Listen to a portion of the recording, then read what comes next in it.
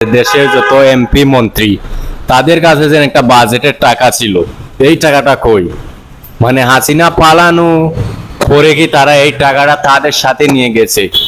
এটা তখন বুঝতে হবে, এই সম্পর্কে তো আইনি ব্যবস্থা নিতে হবে। কারণ এই টাকা তো ছিল জনগণের টাকা।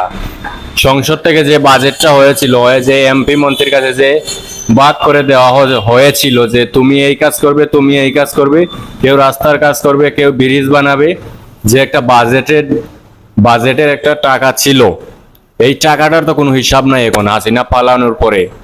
এই টাকাটার তো হিসাব লাগবে, কারণ এটা তো কোনো এমপি মন্ত্রীর টাকা না, এটা তো হলো জনগণের অধিকার, জনগণের টাকা। এই টাকার তো কোনো হিসাব নাই। তোরা যখন দেশ থেকে পালিয়ে যাবে, কিন্তু দেশের সম্পদ তো দেশে থাকতে হবে, তোদের সাথে তো নেওয়া যাবে না দেশের সম্পদ। কারণ তাহলে তো তোরা যে এতদিন জামাত শিবিরকে জঙ্গি ঘোষণা করছিল, তাহলে তো তোরা এখন আসল জঙ্গি। কারণ তোরা দেশের সম্পদ, জনগণের সম্পদ ভারতের কাছে বিক্রি করে দেস, তার মানে তোরাই রাজাকার। এতদিন তোরা যাদেরকে রাজাকার বলছিলে তারা তো আসল রাজাকার না, আসল রাজাকার তো হলো তোরা। কারণ তোরা জনগণের যে একটা অধিকার আছে, সেই অধিকারটা তুই ভারতের কাছে বিক্রি করে দিলি। যে বাজারের টাকা ছিল, কারোর কাছে ছিল 50 কোটি, কারোর কাছে 100 কোটি। এই 100 কোটি টাকা তো হিসাব লাগবে, এটা তো জনগণের টাকা ছিল।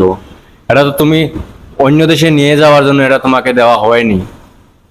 এই টাকার হিসাব লাগবো। এবং আমি উপদেষ্টার কাছে, প্রধান উপদেষ্টার কাছে আহ্বান জানাবো যে এই টাকার হিসাব জনগণকে দেওয়ার জন্য।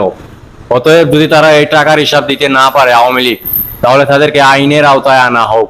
তোমরা সবাই সবার জায়গা থেকে প্রতিবাদ শুরু করো। কারণ আমার বাড়ি হইলো মৌলভীবাজার জেলা কুলাউড়া থানা।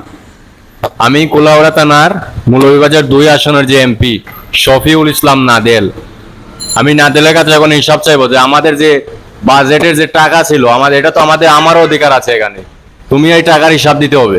কারণ তুমি যদি দেশ থেকে পালিয়ে যাও, সেটা আমার দেখার বিষয় না। তুমি সংসদ থেকে যে আমাদের জন্য যে বাজেটটা আনছিলে, সেই বাজেটের টাকা তুমি এখন হিসাব দিতে হবে। কারণ এটা তুমি অন্য জায়গায় নিয়ে যাওয়ার টাকা না, এটা কুলাউড়ার টাকা কুলাউড়ায় থাকবে। পরবর্তী যে এমপি হবে সে এই টাকা জনগণের কাছে বুক করে দিবে, কিন্তু তুমি এটা অন্য দেশে নিয়ে যাওয়ার তোমার কোনো ক্ষমতা নাই। জনগণের টাকা জনগণের কাছে থাকবে। এটা জনগণের স্বার্থে সরকার যেই হোক, জনগণের স্বার্থে এটা তোমাকে দিয়েছে। কারণ তুমি আওয়ামী লীগ করো করে তুমি চোর হিসাবে তুমি জনগণের টাকা নিতে পারো না। তুমি এই টাকার হিসাব দিতে হবে। হয় আজকে দে, অথবা নির্বাচনের পরে দাও, তোমাকে দেওয়া লাগবে, না হলে তোমাকে আইনের আওতায় আনা হবে। তোমরা সবাই সবার জায়গা থেকে এরকম প্রতিবাদ করো। কারণ এই যে টাকা, তারা এত টাকা নিয়ে গেছে, এটা তো তাদের টাকা নেয় নাই, এটা জনগণের টাকা নিচ্ছে।